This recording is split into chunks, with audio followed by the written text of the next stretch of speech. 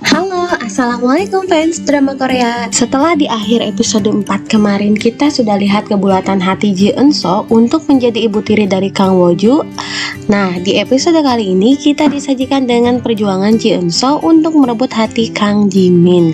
Nah, ini nih the power of emak-emak. Emak-emak kalau ada maunya itu kuat banget. Ibaratnya tuh agresif tapi nggak diliatin. Kalau kata orang Indonesia mah kejar daku kalau ketangkap. Pura-pura nggak niat padahal sebenarnya niat banget. Dan penasaran kan bagaimana kelanjutan drama Lies of Life episode 5 ini?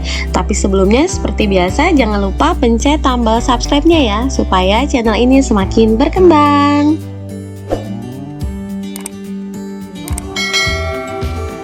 Di awal episode 5, kita melihat ada pertemuan Ji Eun-so dengan mantan sekretaris ibu mertuanya. Dia mengungkapkan niatnya tersebut untuk berusaha menjadi ibu tiri bagi anaknya dan akan menyembunyikan identitasnya sebagai ibu kandung dari Kang Wo-ju. Eun-so mengatakan akan merayu Kang Jimin jika itu adalah satu-satunya jalan dia bisa menjadi ibu Wo-ju. Kemudian dia keluar dari sebuah penginapan dan bersiap untuk bertemu dengan Kang Jimin yang sedang meliput festival bunga. Sebenarnya Eun-so sudah memperhatikan ketika Kang Jimin mendekat, tapi dia berpura-pura sedang khusyuk dengan pekerjaannya dan tidak memperhatikan sekitar. Jadi ketika Kang Jimin sadar dan melihat Eun-so, dia bersikap seolah-olah kaget karena kebetulan bisa bertemu kembali dengan Kang Jimin. Wah, cewek gini nih, pura-pura nggak lihat padahal sebenarnya udah merhatiin dari jauh. Dan ketika Eun-so menghampiri Kang Jimin, dia hampir saja terserempet oleh rombongan barongsai. Untung saja ada Kang Jimin yang siap siaga menolong Eun-so. Nah, ini tuh scene yang biasalah yang rata-rata selalu ada di hampir setiap drama Korea. Cowoknya berusaha nolongin si cewek dengan menariknya dan akhirnya tatapannya terpesona gitulah. Pokoknya dia tuh udah banyak banget adegan kayak gini di setiap drama Korea. Dan akibat kejadian tarik-tarikan itu sehingga menyebabkan bajunya Eun-so sobek, yang membuat Kang Jimin akhirnya meminjamkan kemejanya kepada Eun-so. Padahal kan awalnya itu tuh sobeknya cuma doang, cuman emang sengaja digedein sama si Eun-so itu biar rada caper gitulah. Nah, akhirnya Eun-so memakai kemeja Kang Jimin yang membuat Kang Jimin kelihatan terpesona gitu deh, dan menyadari kalau kancing kemejanya ternyata terlepas. Kemudian mereka akhirnya jalan-jalan romantis gitu di bawah pohon sakura, dan Eun-so mengatakan kalau dia sebenarnya pernah kehilangan anaknya. Dan Kang Jimin sebenarnya udah menyangka itu sih, mungkin karena ngelihat kelakuan Eun-so sebelumnya kali ya. Nah, tapi Eun-so bilang kalau dia sudah merelakannya dan mencoba untuk hidup dengan lebih baik. Makanya kenapa dia berencana pergi dari Seoul. Terus Kang Jimin juga cerita kalau dia dulu pernah kehilangan Wo-ju di pasar, dan dia tuh menghabiskan waktu sekitar 1 jam untuk mencari Wo-ju, dan itu merupakan waktu terburuknya. Jadi dia tuh bilang kalau dia ngerti penderitaan Eun-so. Kang Jimin mengantarkan Eun-so ke terminal bus, tapi sebelum naik Eun-so kabita gitulah sama kimbab. Jadi Kang Jimin berinisiatif untuk membelikan kimbab dan menyuruh Eun-so untuk menunggunya sebentar. Ketika hendak mengantarkan kimbabnya, Kang Jimin melihat bus Eun-so sudah berangkat dan berusaha untuk mengejarnya, tapi tidak sempat terkejar.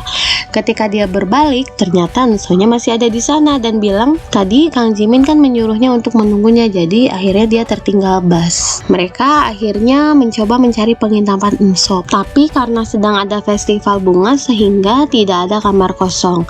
Akhirnya Kang Jimin menyerahkan kamarnya kepada Eun-so dan mengatakan kalau dia akan tidur di mobil. Ketika Eun-so di kamar Kang Jimin, dia melihat keluar dan mendapati Kang Jimin sedang duduk di tepi pantai. Ternyata Kang Jimin sedang merekam ombak sambil minum dan menelpon anaknya Wo-ju. Eun-so yang pasti tidak menyia-nyiakan kesempatan itu dong. Eun-so datang menghampiri Kang Jimin setelah berganti baju. Kemudian dia mengatakan dia mendatangi pasar malam yang ada di dekat hotel dan meminta izin untuk duduk di sebelahnya Kang Jimin. Eun-so mengembalikan kemeja yang tadi dipinjamnya dan mengobati tangan Kang Jimin yang terluka. Sebenarnya dikit banget sih lukanya ya, tapi kan namanya juga lagi tebar pesona ya. Hal yang kecil aja dimanfaatin. Nah, akhirnya mereka kan menghabiskan waktu sambil ngobrol dan mendengarkan ombak. Sementara itu, di kantor DO Cosmetic, mantan sekretaris ibu mertua Jo Eun-so datang menemuinya dan mengatakan kalau dia menerima tawaran mertua Eun-so itu untuk membuntuti Eun-so dan melaporkan segala sesuatunya tentang Ji Eun-so. Awalnya aku kira ini mantan sekretarisnya tuh bakalan baik ya, tapi kita nggak tahu lah apa alasan dibalik itu. Ketika Kang Jimin bertemu dengan Woo, dia mengatakan bahwa dia memiliki teman sekelas yang baru yang ternyata adalah tetangga mereka.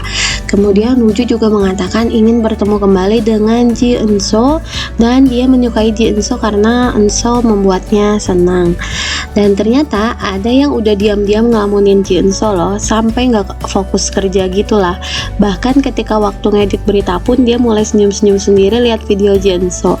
Lagi nyetir aja dia udah mulai ngebayang-bayangin momen-momen dia bareng sama Ji Eun-so. Dan ketika Kang Jimin membuka bungkusan berisi pakaian yang dikembalikan oleh Ji Eun-so, dia melihat kalau kancing bajunya sudah diperbaiki dan ada surat dari Ji Eun-so yang mengatakan kalau dia berterima kasih atas bajunya dan juga senang karena ini pertama kalinya saat seseorang mengatakan kalau percaya kepada dirinya, tidak akan melupakan Kang Jimin serta momen indah mereka di musim semi ini. Dan yang pasti bikin baper Kang Jimin kayaknya. Padahal sebenarnya Eun-so itu ada di Seoul, dia menyewa sebuah kamar atap yang mendapatkan pemandangan ke Namsan Tower. Adegan berubah ke pemotretan sebuah produk DO Cosmetic oleh pegolf Kim Yeon-jun yang menjadi brand ambassador dari produk DO Cosmetic tersebut.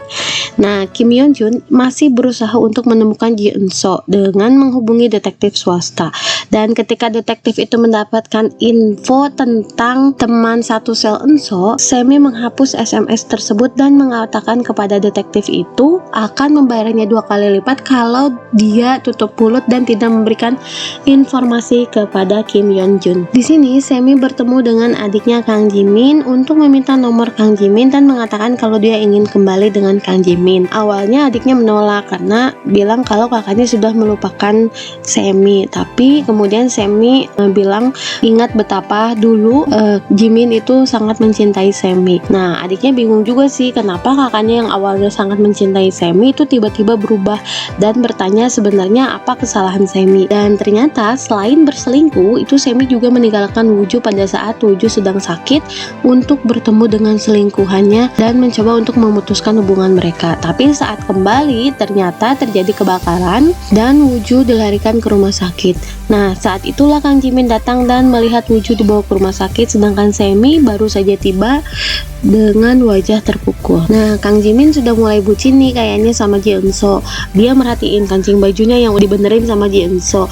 Terus dia juga ketahuan oleh teman kerjanya kalau saat meliput festival bunga ternyata ada suara perempuan yang akhirnya dia digoda habis-habisan sama teman sekantornya. Sementara Kang Jimin lagi bucin, ternyata Eun-so sedang stalker IG-nya Kang Jimin untuk mencari informasi kegiatan dan tempat-tempat yang sering dikunjungi oleh Kang Jimin dan Kang Woo. Ketika Kang Jimin belanja di supermarket, sebenarnya tuh Eun-so udah merhatiin dan udah membuntuti Kang Jimin dan bersiap untuk pura-pura secara tidak sengaja bertemu dengan Kang Jimin.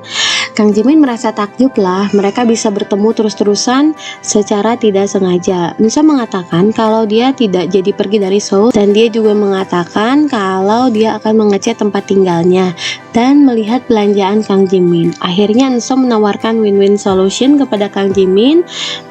Bagaimana kalau Kang Jimin membantu Eun-so mengecat dan Eun-so membantu membuat kimbap untuk Woo dan Kang Jimin. Akhirnya Kang Jimin membantu mengecat tempat tinggal Eun-so dan Eun-so membuat kimbap untuk Kang Jimin dan Woo. Setelah beres itu kan mereka ngobrol gitu di atas atap. Waktu Eun-so mencoba menghapus cat dari muka Kang Jimin tiba-tiba menghentikan tangan Eun-so karena tersadar kalau ternyata dirinya hampir saja terpesona oleh Eun-so. Nah, kelihatan kan kalau Kang Jimin ini masih kayak nggak mau gitulah ngebuka hatinya buat Eun-so, meskipun sebenarnya dia udah mulai sering ngebayangin Eun-so. Woo melihat pamflet kontes kesenian anak yang akan diadakan oleh DO Cosmetic dan meminta ayahnya supaya bisa les privat seperti temannya, tapi Kang Jimin tidak langsung menyetujuinya. Dia mengatakan apakah Woo menggambar untuk mengalahkan teman sekelasnya atau karena Woo memang menyukai menggambar. Nah, kemudian Enso memberikan Wooju sebuah lukisan tentang Wooju dan sang ayah ketika mereka sedang camping, sehingga memberikan ide kepada Wooju untuk menjadikan Enso guru privat seninya. Dan akhirnya Enso menjadi guru privat seni Wooju, dan ini merupakan kemajuan yang signifikan untuk usahanya dalam masuk ke kehidupan Wooju. Di episode kali ini kita melihat kalau mantan sekretaris ibu mertuanya itu ternyata menerima tawaran untuk memata-matai Enso. Padahal kan awalnya aku kira tuh dia akan jadi sekutunya Enso. Dan kayaknya nanti ibu mertuanya Enso akhirnya akan bertemu dengan Wooju deh. Soalnya kan kelihatan tuh Wooju berniat untuk mengikuti kontes yang diadakan oleh DO Kosmetik itu. Nah, sebenarnya sih kalau menurut aku ya, sikap Enso ini yang memanipulasi pertemuan dengan Kang Jimin tuh bukan jahat ya, tapi ya namanya juga usaha kan. Kalau cewek kan gitu usahanya, nggak bisa kelihatan terlalu agresif, ntar cowoknya malah kabur lagi ketakutan. Tapi kalau kitanya terlalu agresif ngeliatin juga bukannya malah jadi berhasil sih kalau aku pikir. Cuman karena ini drama mungkin jadi dibikin sedramatis itu, padahal sebenarnya aku yakin lah kalau cewek tuh usahanya kayak gitu kan, kejar daku aku tangkap gitu, pura-pura nggak suka, pura-pura apa, tapi padahal sebenarnya usahanya pura-pura gitulah pokoknya. Dan yang masih wajar sih kalau menurut aku ya manipulasinya, bukan yang ngelakuin tindakan kejahatan gimana gitu, tapi emang Enso tipikal yang jago ngerayu, jadi dia tahu apa yang menjadi kelebihan dan kekurangannya, dan dia juga bisa membaca situasi. Ya kalau emang nggak gitu dulu mana mungkin dia bisa jadi menantu keluarga cewek, meskipun ternyata menjadi menantu DO Kosmetik malah membawa dia kepada kesengsaraan. Nah, itu dia review dan sinopsis Slice of Life episode 5 versi fans drama Korea. Semoga teman-teman terhibur, dan sekali lagi maaf kalau aku kadang ngomongnya ngelantur ke sana kemari. Terima kasih. Assalamualaikum.